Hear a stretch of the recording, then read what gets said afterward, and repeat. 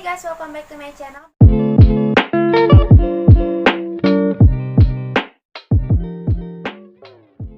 Balik lagi sama Bella. Jadi hari ini Bella mau bikin study with me. Ini merupakan study with me Bella yang part 3. Jadi di study with me Bella yang part 3 ini Bella mau membahas mengenai akuntansi lembaga tentang struktur organisasi pemerintah desa. Sebelum kita masuk ke materinya, kita gambar dulu yuk peta konsep struktur organisasi pemerintah desa. Nah teman-teman, sekarang Bella udah siap nih gambarnya. Kalian mau lihat gak? Ini gambarnya. Karena di sini mirror, jadi Bella taruh aja ya gambar scan-nya di sebelah sini. Langsung aja kita bahas dari kepala desa. Kepala desa merupakan pemimpin struktur organisasi pemerintah desa.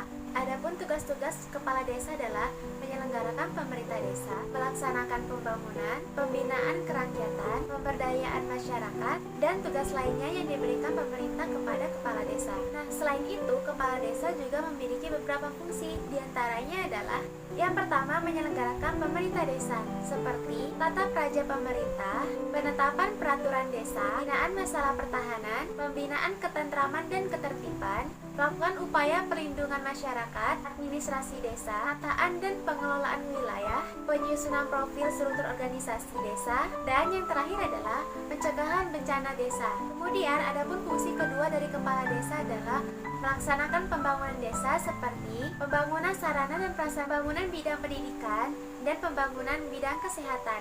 Fungsi kepala desa yang ketiga adalah pembinaan kemasyarakatan seperti pelaksanaan hak dan kewajiban masyarakat, peningkatan partisipasi masyarakat, pelaksanaan gotong royong, pelaksanaan nilai-nilai sosial dalam masyarakat, pembinaan dan pengembangan ketenagakerjaan.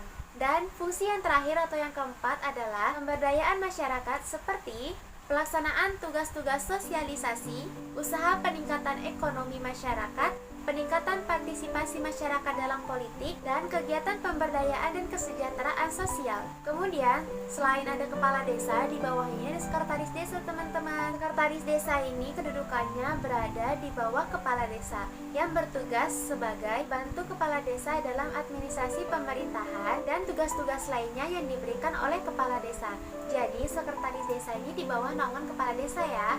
Adapun fungsi-fungsi sekretaris desa diantaranya melaksanakan urusan ketatausahaan seperti surat menyurat, administrasi, dan ketatausahaan lainnya. Kemudian yang kedua, melaksanakan urusan umum. Contohnya tuh seperti urusan administrasi perangkat desa. Kemudian fungsi yang ketiga adalah melaksanakan urusan keuangan, seperti contohnya administrasi keuangan desa. Kemudian fungsi yang keempat adalah melaksanakan urusan perencanaan, seperti perencanaan pendapatan desa. Lanjut, struktur di bawah sekretaris desa ada kepala urusan. Kepala urusan ini sendiri terbagi menjadi 3. Yang pertama ada kepala urusan umum, yang kedua ada kepala urusan perencanaan, dan yang ketiga ada kepala urusan keuangan.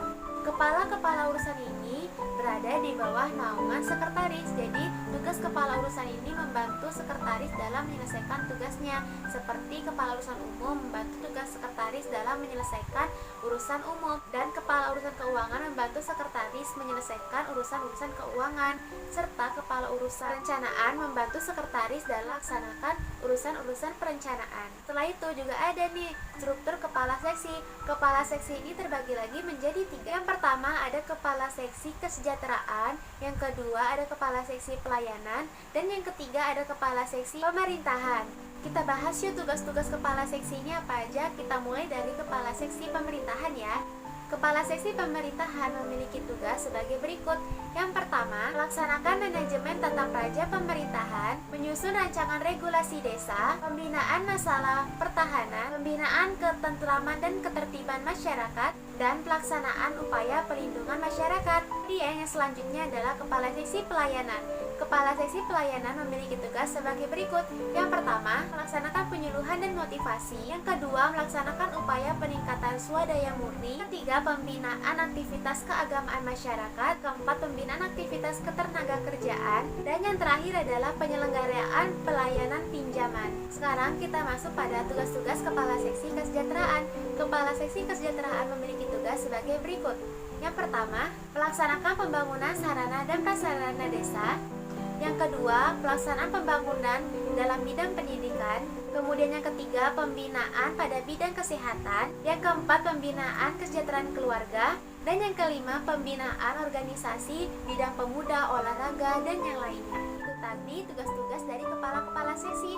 Di bawah struktur ini, yang paling bawah adalah kepala-kepala dusun. Kepala-kepala dusun ini bertugas membantu kepala desa dalam mengatur wilayah-wilayah yang mereka pimpin. Contohnya nih, kepala dusun 01. Nah, beliau membantu kepala desa untuk memimpin wilayah 01. Nah, kalau ada masalah pada wilayah 01, kepala dusun lah yang akan mengkonfirmasi kepada kepala desa agar pemerintah desa turun tangan untuk menangani masalah yang ada di dusun 01. Nah, sekarang teman-teman udah pada tahu kan tugas, fungsi, struktur organisasi yang ada pada pemerintah desa, mulai dari kepala desa, sekretaris desa, seksi-seksi, kepala urusan, kemudian kepala dusun. Oleh karena itu, diingat ya materi ini, jangan sampai lupa. Nanti nggak tahu loh kalau ujian. Sampai sini aja video Bella. Jangan lupa like, comment, subscribe, dan share video ini supaya bisa bermanfaat untuk orang lain. Dan sampai jumpa di video selanjutnya.